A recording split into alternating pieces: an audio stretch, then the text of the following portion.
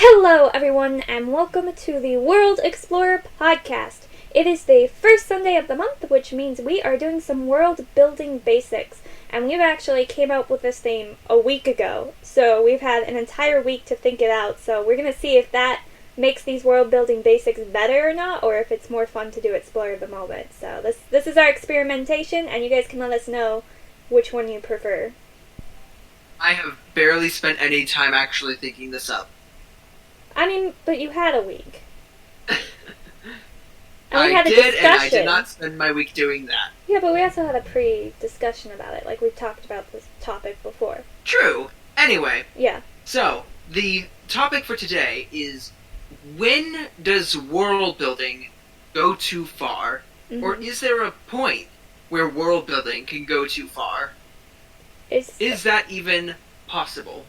Is there a place in writing where the giant red stop sign shows up, and if you ignore it, your book dies? Pretty much. Yeah, pretty much. And trying to identify what that stop sign is. Now, this is sort of a complicated question. I personally wouldn't say that there is any set limit on world building. Like, there is no set distinct line that you can draw to say, hey, if you do this much world building, you will have overdone it. You will have gone too far. Yeah. But it depends on the individual cases, and more what your world is, or how much has already been built. Yeah, and we're gonna talk about that mostly through examples. So there's two big examples we're gonna be using. There is Lord of the Rings, and his whole world building, and then also the Marvel Cinematic Universe, not to be confused with the comic books. Yeah, the reason we are primarily looking at the MCU is because last week we had a discussion where I was talking about how I personally was losing interest in the MCU because each movie requires you to watch previous movies. More and more they're doing that, and there's less and less standalone movies. And when there's less standalone movies, then the world building can all become confusing when it's all just building off of each other, and all these stories are building off of each other. If you want to understand what's going on here, you must go back and watch 10 other movies. Yeah. And for me, that caused me to lose interest because I don't have the time to go back and watch every single one of those movies. Meanwhile, I was having the opposite case, where like the deeper the MCU has been diving in, the more I've enjoyed it. So I feel like it has given characters such an in-depth background that we've never gotten from movies before. Like, there's no... I have watched these superheroes, like, grow up, some of them, literally. And we're watching new superheroes come, and the world has its own history now. Like, just watching the America TV show, or Miss Marvel, America's a different character. Watching the Miss Marvel TV show just shows that, like, now in their world they have, like, festivals and they have their own, like, superhero fairs that are honoring the past superheroes that we grew up watching as well. So you kind of, like, get to share in their geekiness with the characters. Like, the characters are now becoming you, having lived through these superheroes and watching them, and now this new wave of superheroes is having the exact same experience as you, except they're actually in the world. And that's never been done in movies, I don't think, before. Like, I can't think, or it's always been, like, fakely fabricated. So, like, you jump into someone who's saying, oh, these heroes were in the past, this is what I grew up with, but you have never known what those hero stories were. But here we do. We know exactly what each of these Marvel superhero stories are, because we've lived it as well. And I think that's such a cool thing, and I feel like there's so many pros to it that it outweighs the fact that each movie is just an episode in the extremely long TV show. But I personally love that. Yeah, and the thing is, I love this idea. I think it's great, but the thing is, it is an experiment, essentially. The MCU, nothing like this has ever been done before. The closest thing I can think of to something that's been done like this would be, say, Star Wars, where they are constantly adding more and more series and into the world. But a lot of them can be seen without you having watched the other series. Like, you don't necessarily need to watch the Clone Wars to understand The Mandalorian. Yeah. Despite the fact that things like the Darksaber show up in The Mandalorian. And that was a thing that we got to see in the Clone Wars series. Yeah, but at the same time, like, Star Wars isn't doing great comparatively Yeah, Star Wars is not to doing Marvel. great right now. And I'm wondering Like, Star Wars is going downhill. And I'm wondering if it's because they're attempting to do what Marvel is doing, but they're not willing to commit to it the level Marvel did. Like, Marvel was like, we're in. Like, if you're not going to watch all the TV show, that's your problem. We're going into this, we're diving deep, and we're going to hope we make money, and they've made money. Meanwhile, Star Wars is like, well, we're gonna like, go along the line and try, we don't want to go too far. We're going to experiment a little. We just don't want to commit all the way. We're going to try this middle line. It's just becoming fan service at this point. Yeah, it feels like everything I watch from like, the closest thing that hasn't, the first thing that hasn't was The Mandalorian, where it felt like it was a full-fledged entity in the Star Wars verse. But, like, every movie I watch, I just feel like I'm watching it. Like, they're just trying to show me old characters aged up, and I'm like, this just makes me depressed. I don't want to see them old. I want to watch them have got old, not like, oh, we see them young once, and then, oh, they're old now. Yeah, like, if you look at something like Obi-Wan Kenobi, the show, it's basically just a whole bunch of fan service. Like, I mean, it ended with what was, like, a very, very predictable line. I'm pretty sure we all knew he was gonna say it. Hello there. Uh-huh. Like, see, I haven't seen it yet. I heard someone would say. I heard it got better near the end, and so I might commit to it now. It got better, but it's got problems. And Boba Fett also had problems because Boba Fett was so annoying. It became fan service for The Mandalorian.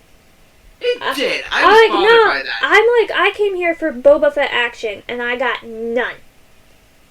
Yeah, like, The Mandalorian stole the show. Yeah, like, and I didn't didn't just want stay it out of it. I didn't want it there. I'm like, no, this is season 3 of Mandalorian. This isn't season 1 of Boba Fett, and I'm upset. But they're not. Yeah, but they, I was legitimately, like, interested in the Boba Fett, but then The Mandalorian showed up, and I'm like, he completely stole the show. Like, he had one episode, but Boba Fett was still in it, maybe, but no, he got, like, a couple episodes to himself. Yeah, there was no, This isn't Boba Fett. And I think that's the issue with them not committing to, like, the broader story, is they keep relying on people who are successful. Mandalorian was the first time they didn't really rely on it. They relied a bit on Yoda, but, you know, Baby Yoda's still a completely different character. He's not Yoda.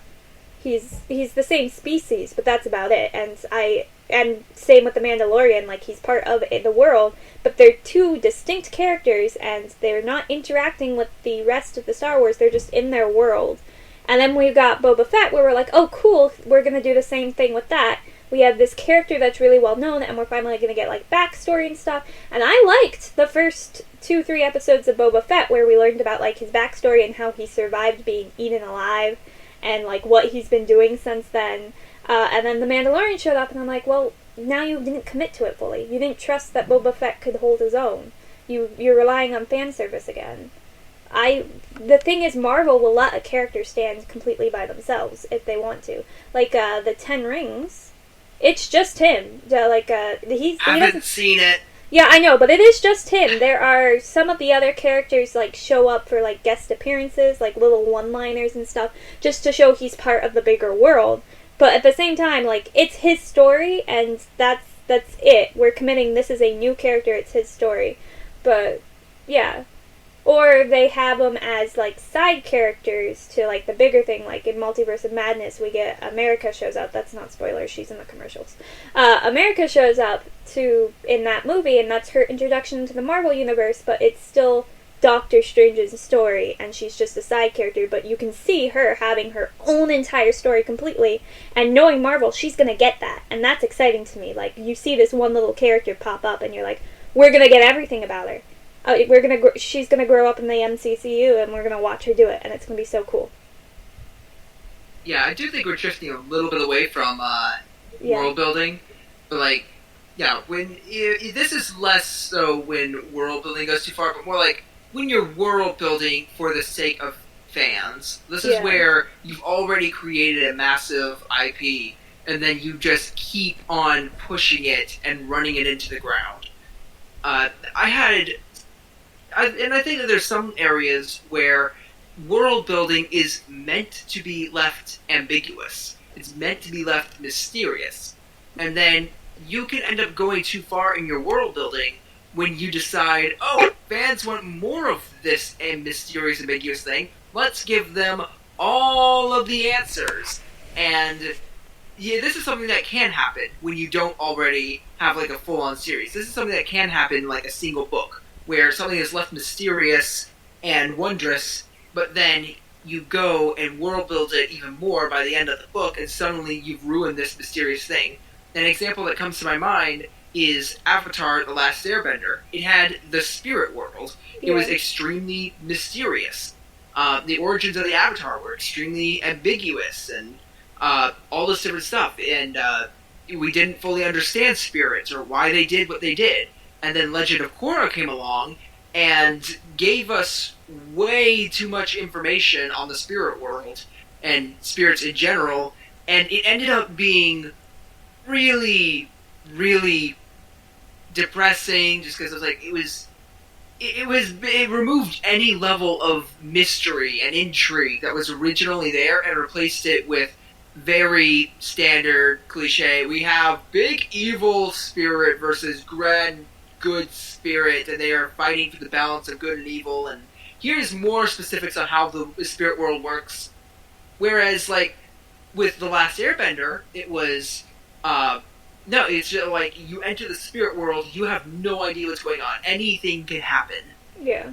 But then the spirit world became far too predictable and far more boring. It didn't feel enough like its own world and its own area of mystery. And that's So that's an area where world building can go too far. Is world building what really shouldn't be world built, or world built too much. And that can even go with like small elements. Like going back to the Mandalorian, something I hated was that he took off his helmet really early. Like way too early in my opinion. Like I wanted full season 1 without him ever taking off his helmet. And he took it off because he was injured and stuff, and it was just to us and the robot, but like it didn't mean anything, and I'm like, I didn't need this. The whole thing about the Mandalorian is that they keep their helmet on. Like that's their status quo, and I wanted to be, as the audience, as the outside world looking in and never getting to see that. It also ruined a later moment in the series when he took it off for the second time, and that was supposed to, in my opinion, be like the big he took it off moment, and it wasn't because he'd already done it for us before. Which there was a third moment he took it off, which really bothered me. Like, I think what they should have done was let him take it off those first 2 times, and then we never see his face. Like, we're showing the back of his head, sort of thing. Yeah. But then, when he takes it off for Grogu, then we get to see his face, and we get to see it with Grogu. Yeah. That's what I think should have happened. So there's also world building too quick, is what I think that was. Sometimes you just need to pace yourself, take your time, let an element wait for the ideal moment, because they did not do the Mandalorian helmet removal well at all. Like it was very poorly done, and I was very disappointed in how it was done. Like the first time he took his helmet off, I was instantly like, seriously, Star Wars? Is this like an actor requirement or something? Like, does he have to have his face seen in season 1 or something? Like, we all know who the actor is. He's gonna get major props for never taking his helmet off. I mean, like, Darth Vader made it through 2 movies without taking his helmet off. I'm sure this guy could manage it, right? I was tempted to just look up the actor when I was watching that, and I was like, nope, I'm gonna wait for his helmet to come off. Exactly, and then it came off, and I'm like, this is too soon. Too soon. Yeah, it was. I mean, that's not too much in world building, but the same concept applies. Yeah, sometimes you go too fast. You're answering questions, or you're putting too much information too fastly. So, very often, there's something... This is something that Tolkien did that I don't recommend anybody really do. info dumps, like exposition dumps in the beginning of a story. Oh my goodness. Just a bunch of, here is the history of the world, here is the ancient battle that occurred, and here are all the different locations, here's how the magic works, and all this stuff. Don't do that. I do. It worked for Tolkien. People are not... It worked for Tolkien, but we can kind of give him a pass because he basically set up a whole new subgenre of fantasy stories. Well, that's the thing. Like, if you're gonna do that, you better deliver. Like, you're just putting Tolkien is the exception. Yeah, but if you want to do that, you can. Just know that expectations are going to be higher for you because you've now made people sit through an explanation dump. So it better be worth it, type of thing. Yeah, basically, I say, like, get people interested in one little element of the world, or one little part of a character, or something like that, and then build on that. Yeah. And then, over time, you can introduce different world-building aspects. Yeah. But don't just info dump your audience. Don't just dump a bunch of exposition all at once. Yeah, like, the golden rule in writing is show, don't tell. Like, we had one of the earliest things my creative writing professor taught me was he did this project where we had, and I would recommend this. This is like a great writing prompt. It challenges you. Is where he told us to tell us a moment about our life, but only by showing. Like, we couldn't tell anything, if that makes sense. Like, we couldn't say. We had to, like, we couldn't say. My whole thing was like an object fell off the counter and nearly broke, like a treasured object at that. And right there, I just told you that happened, but I wouldn't be allowed to say that. I had to, like, describe my hand moving slowly and bumping it off and the feeling of it falling down and stuff. And I had to, like, make the full picture, because if I told anything, I got points deducted, and then you could fail the project. It was hard, especially considering the tell and show line is so blurred. But I do think it's a fun experiment to see if you can write in a... It's an awful story, by the way. It's such a bad story. All stories where it's all show and no tell are very slow and painful to read, but they're good writing exercises you to get into the mindset of showing more and telling less. Yeah, and the thing is, if you're going to be describing, like, every little detail of something that happened, it can really bog down a story. Like, for example, you don't... There's a difference between saying a character got a phone call and she reached into her purse and answered it. And there's a difference between saying that and then saying the character's phone started ringing and vibrating in her purse. She then proceeded to move out of the way her checkbook and then her makeup. She dug around in there, feeling her car keys, as she finally found her phone at the bottom of her purse. She then pulled out the phone, swiped on the green circle on the screen, put it to her head, and then said, "Hello, who is this?" That's a lot more stuff that can really bog down a story where you're just telling every little detail. You don't need to do that. This is still not world building, but it felt the need to say writing. That's still writing. Like, writing is world building. Like, you build your world with words. And also, if you do it right, you can make, like, those little details really important. Like, you can say you want to say, tell the readers that there is something in the woman's purse. Instead of saying, hey, this thing is in the woman's purse, you could say she went to go pick up her phone brushing past whatever this is, like a passport. Like, why does she have her passport on her right now? Or, like, a picture of a family member or something, and picked up her phone. Like, you can use that. But you don't need to but if you tell every single detail, like everything that's in that purse, that one detail you actually wanted to share will get lost and no one will catch on to it. So...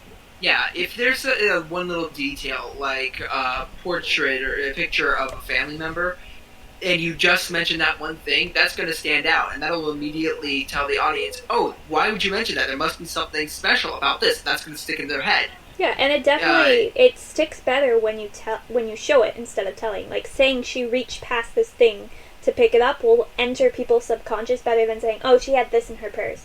You say this in this purse, it's too obvious. People are like, okay, whatever. that's clearly going to be important later. But if you're like, oh, she passed this in her hand getting the purse, that item is now in their brain subconsciously, but they haven't acknowledged it's there. So when the item becomes important later, they get, oh, I remember that being mentioned earlier. Oh, that's clever. It's a completely different response. And it's really cool. Yeah, like, just subtly add in those elements. Don't add in a bunch of useless information. Like, if it's useless and it's just filler and it's like it's not doing anything, just cut it. Yep. You don't need it. Yep. Agreed. 100%. Like, you're just wasting the audience's time. You're wasting time that could be spent actually telling the story. It's not interesting. The only exceptions would be maybe something like a joke, but even then, it's like, maybe. Like, if you're gonna put in something like a joke, at least try and add in some character development when you're doing it. Yeah. Yeah, and yeah, so that's like a prime example of, or at least a really easy way to world build too far, is just to be adding unnecessary details that bog down your story.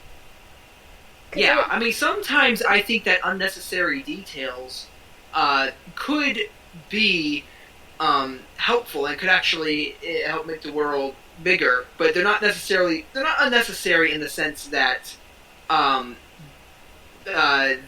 you could remove them and change nothing, but they don't necessarily affect the story all that much. For example, in the show Dragon Prince, and this isn't really any sort of massive spoilers. Good, because I haven't watched it yet. There's a place that is just filled to the brim with magic, where, like, every single thing is magic, and they're quickly going through, oh, look, this is magic, this is magic, this is also magic. These items never come up again, but they're there to help create an aesthetic and a feel. In which case, they do have a purpose. Like, yeah, but that is their only purpose. They don't actually play into the story beyond making the story feel a certain way. And it's also worth noting that movies and TV shows have an advantage with this, and that they 100%. Can show, like, everything. Well, they could be like, oh, look, you can walk into a room in a movie and see all these crazy things and try to register as much as you can, and you'll take it all in really fast, and, good to go, keep on moving. But if you tried to do that same thing in a book, your reader will leave you. Yeah, because let's say you've got a magical land, and everything is around you is magic, and you try to describe that in a book, it's like, and then if they looked to the left, they saw the floating rocks in a magical yellow aura with sparkling pollen or something falling from them. And then to the right, they had flowers that were growing extremely fast up a tree like a snake, and then they would uproot themselves and crawl down. And then if you looked in front of themselves, there were these tiny rock golems, and you've got all of this stuff going on. Isaac, if you're not careful, you're going to lose our podcast listeners. That's true. But yeah, they've got all this stuff going on, and if you just keep on doing that throughout your book, you just have a whole page of boring descriptions that's just gonna get your reader to leave. I have a writing tip for, like, how to avoid this. It is really fun to write that stuff. And honestly, if you have, like, a crazy world with, like, lots of things happening in it, say you walk into a room and you want to describe the room really well to your readers, I say go for it. Like, write the full-blown, like, 20-page description of the room. You'll have a better sense of the room and what's in it, but then realize your reader doesn't need all the stuff that you personally need. And start cutting out the boring stuff, and then you, with the full picture of the room, will realize along the way which one is important. And you will also have this sheet for future reference. Say an element that you deleted in one of your drafts shows up, you want to make it show up in the story. You realize, oh wait, actually that element would be really useful in this part of the story. You can go back to your sheet, see your already written description, and kind of just copy and paste it back in. It is so helpful and useful, and it makes your world building experience better. But keep in mind, just because you as the writer might need more information, you're supposed to have all the information. Your reader isn't and doesn't need it all. So I do recommend, though, like, if you have a very important room in your story, like, write out the full detail. Delete the stuff you don't think will be needed, but save that written piece in case you do need it later. Because it'll save you time in the long run and really flesh out your world. here's a quick tip on how to describe certain items or locations or whatever in your world. Uh, you can actually have your characters interact with these items Yeah, that's always fun. and the environment around them. For example, something that I did in my book is there's a room with a low ceiling, and I wanted to convey that. So what I did was I had a taller character walk in and bump her head on the ceiling, Yeah. and then from there, say she had to like lean over and like have her head down a bit as she's in the room, Yeah. and talk about how she can't stand up straight. Yeah, and I had a similar thing with a character in one of my stories with an item. I could have said, oh, this item exists, this is what this item does, but instead my entire story intros on you watching her use said item. And that's how we start the story. And apparently it had a good effect because it's like a glass-making kit, and I have a child using it. And one of the people who was proofreading it for me, she said, you had me hooked instantly, because I'm sitting there like, what the heck type of world lets a child play with glass blowing? I'm like, awesome. So, yeah, so that's like something I do. So having your character interact or touch it, and that's you showing versus telling. And your readers just latch on to being shown things better than or smoother, I should say, than with you just telling them. It feels more real when it's shown to you instead of told. You can also like use this tip for shopping lists too, or like things you have to remember. Instead of telling yourself you need to get something, I like to make a story of me actually going and getting it, and then I remember to get it better. So, where else do you think that world building could potentially go too far? Like, when do you sort of get world building disease? Where should we talk about the fan service books? Like Tolkien has one. My favorite. The Silmarillion. Yeah, the Silmarillion. My favorite series, the Peculiar Children series, is coming out with one in next month or the month after. And these books are the special case books. These are books there's a lot of requirements for you to have this book. For one, you have to have a series that has a really well developed world already.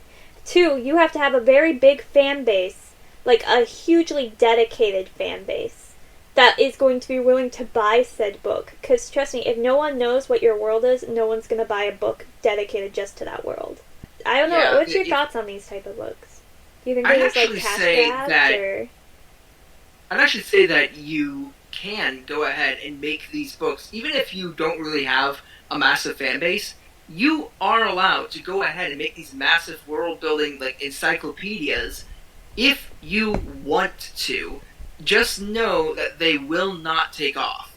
Yeah. Like the Silmarillion has actually sold many different copies, but that's because it is a world building textbook based off of Lord of the Rings. If this were based off of something like a book that a new author had just written, and this author isn't very popular, it'll sell like 2 copies, but it'll just be a thing where the author wanted to do it, and so the author did it. And that's okay. Yeah. And I don't think it necessarily goes too far, because it's somewhat contained within its own book. Like, you don't need to read the book to understand this other book. Like, you don't need to read the encyclopedia to understand the story of the other book. Yeah, that's the important thing. That's when I think you've gone too far, is when you require people to read your encyclopedia to understand future stories.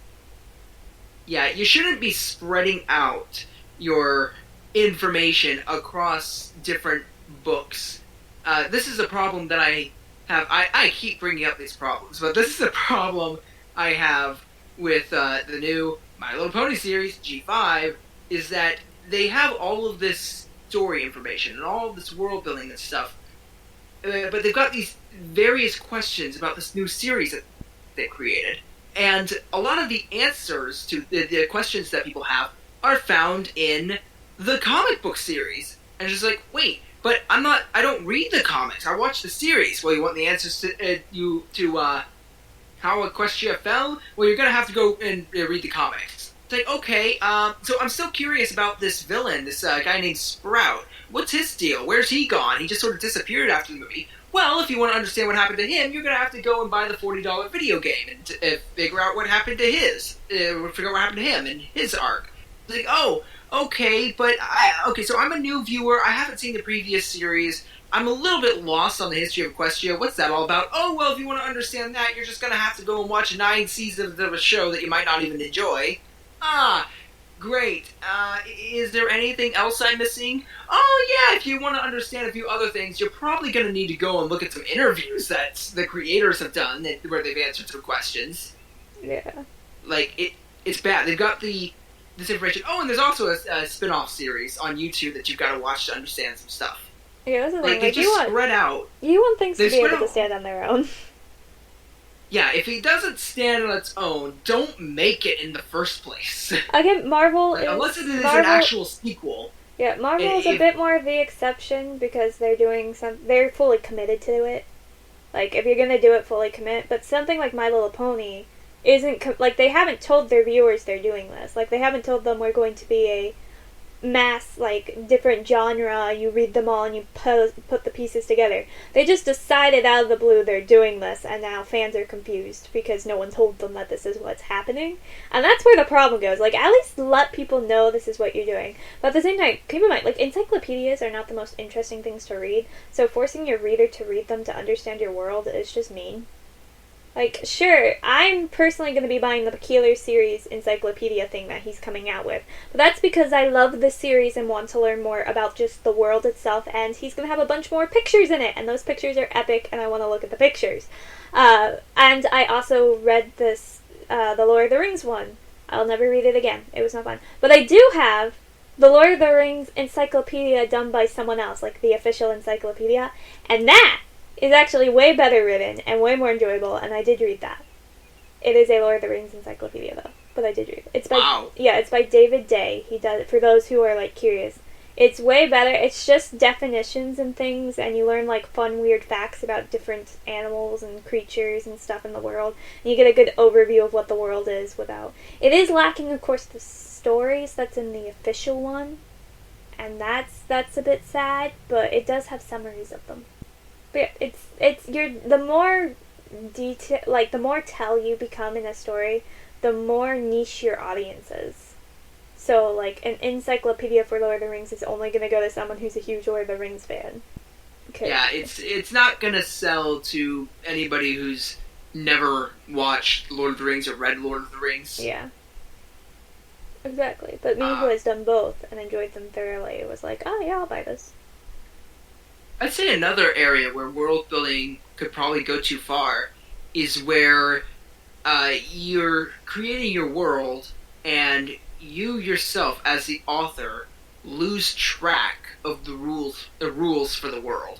Yeah. Like, if you start contradicting yourself, or you start not even understanding what you're writing anymore, because you just introduce so much that you keep introducing all these plot holes, and you just get completely lost. And then anybody who's reading and is keeping track of stuff is going to catch these errors and be like, no, wait, but you said earlier on this happened, or this is how this item works, and now you're saying it works like this. Yeah. A world is only as big as its writer. But there are also a ton of tools out there that will help you keep track of all these rules and things. This would be a great time to be sponsored, but we're not. But something like World Anvil, which I have used for some of my writing, and my brother Larry likes it. Something like that. Yeah, World Anvil. Anvil, Campfire, Scrivener. Any of you guys want to, sponsor us? Just saying. Happy to. But yeah, any one of those, that's what they're there for. They'll help you keep track of all the information, and they do allow your worlds to go bigger than, I can with my 80 Excel sheets or Word documents that are trying to keep them all together. It's nice to know that there's just a website where it's all there and all organized, and I can get other people's feedback really easily so they can catch my mistakes and tell me, hey, plot hole here, I've noticed this, and you can be like, oh shoot, and go in and go fix it. So there are those tools. I would recommend them. Don't feel like you're above help on the internet help or anything. Like, that's just bad writing on that case. That's about anything. If you're in any job and you feel like you're above help, then maybe you should reevaluate your life choices and your personality and stop questioning why you don't have friends anymore. I just recommend that if you are going to be showing this to other people and getting feedback on it, make sure that it's people that you know and trust that aren't going to just take your ideas and then repurpose them as their own. Yeah, that's also important. Idea you notice theft how we is a thing. Yeah, you notice how we're like very cautious when talking about our actual stories and that we don't give any real details. It's because we don't trust the internet. Yeah, I don't trust people to hear my ideas and then not go, oh, hey, that's a really cool idea. I'm going to take it and use it in my own story or my own world building or game or whatever it is I'm making and claim it as my own. Yeah. Which is why... That's a very easy thing to do. But if you But want... all these ideas that we're discussing on the podcast, though, like, they are completely free to use. If you want to take these ideas and stick them in a story, go right ahead. Yeah, I was about to say, but if you want a place where you can steal other people's ideas and take credit for them for themselves, what can we recommend our other videos? We have built over 50 worlds now, which is mind-blowing to me. We have over 50! I think, yeah. I didn't know that. Yeah, well, we had our 50th episode a while ago, but we also had, like, World Building Basics, but that started later in. So we had the 50 episode special, that's right. Yeah, so, but that wasn't for 50 worlds, but now we have officially hit over 50 at some point. So we've done it. 50. We have over 50 worlds, ideas that you are allowed to use. You know, we've got them organized in playlists by kind of genre type. Kinda. You know, we tried our best. We got some that are like, we don't know what to do with them. Worlds, like actual physical worlds and landscapes and stuff that we built. We have some cool that are more like individual elements. Yeah, like a single item that you can put into a world. We have some that are like special magic systems. And all these different fun things. We have tons of cute animals that I would love it if you gave them homes because they're homeless right now. We have a lot of homeless animals. Give them names. Please give them names. Oh my goodness. Please. Yeah, please go back. I think we've gotten one name suggestion. I feel bad that I can't remember what it was, but our familiars have an official name now. It's a Hearted Comet. I can't remember what he called them, but that was a cute idea. And now I feel bad for not remembering it, but that was a while ago, guys. But yeah, all of our creatures, we're really, really bad at names. But if you do want to sort of like steal some world building ideas, our podcasts are there, and I'd say that a lot of them, almost all of them, I'd say turned out really, really well. Yeah, like you can. There's lots of things to steal. Massive worlds that we built. It's not stealing. There's a lot of things to take. We do have a lot of time travel. Yeah, and that's a hard thing to build. So you can have a listen, whatever. If we're here to inspire other people. Like my favorite thing is we're starting now that our channel is growing and stuff. We're starting to get like these. We've never gotten a short comment except like one short comment. We get paragraphs, and I'm telling you, so since we don't get many, I have read and responded to every single one of them, and they are wonderful. Your guys' ideas, like I want to give like a huge shout out to Disgruntled Bob, who gives like tons of fun like ideas and expands on the world. I love your comments. They make my day getting to read all of your different ideas and how you expand on our world. And seeing how people think... wonderful. Yeah, you guys think of things that we never could. And I would love if all our comment sections were like that and just filled with all of us bouncing ideas off of each other. And just, encouraging creativity and world building, because that's what we're here for. And I'm very happy that we get to do this each week. It's one of my favorite things to do. Yeah, and hopefully people can now actually understand the contributions that I'm putting in, because I have a new mic. Have you noticed? Yes. I hope you... Say yay. Hopefully I can actually be heard now. Yeah. Next thing, I need proper headphones, and that'll also help with our audio.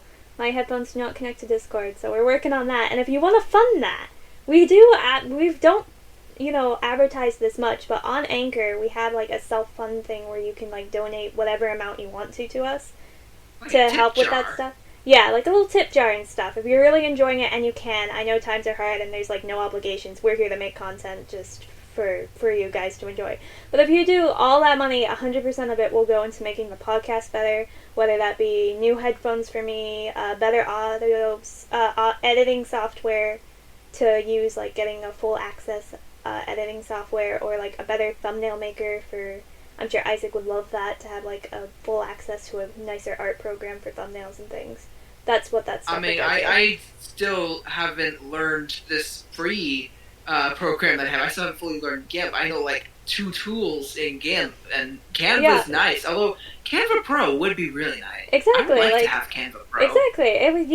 You can buy me new headphones, and Isaac can't access to Canvas Pro and stuff. So if you're interested in that, that's also down there. But I think since we've bounced into advertisement zone, it probably means we're at the end of the podcast.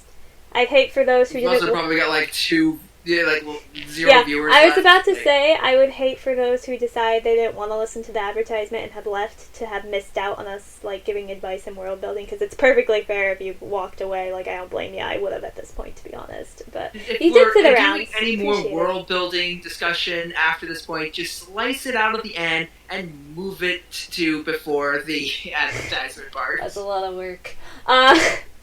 I have a busy week this week, but yeah, but I think this is a good place to end it. I think we were a lot more tip heavy this week than usual, which I think is good. So, this world building basics is still a very experimental thing for us. I feel like we haven't fully fleshed out how it works and how it's going to go, so any advice and like constructive criticism that you can give is also very welcomed for these series. We've gotten some good advice as well from different viewers in the comments, and we've been trying to take those into consideration in how we advertise and talk about like what the series actually is, but we always welcome more feedback. Clearly we are super professional. Oh yeah, definitely. We've been doing this for over a year, Isaac. Hopefully we're making some progress. But okay, but I think that's where we're gonna end it. Next week we'll be back to world building fun worlds based off of fun prompts. But this is where we're going to be leaving it this week, so we will see you then. Bye! Adios! Got a new mic! I love it! It's so loud. You guys have no idea. It's amazing! No idea how much volume editing I've had to do.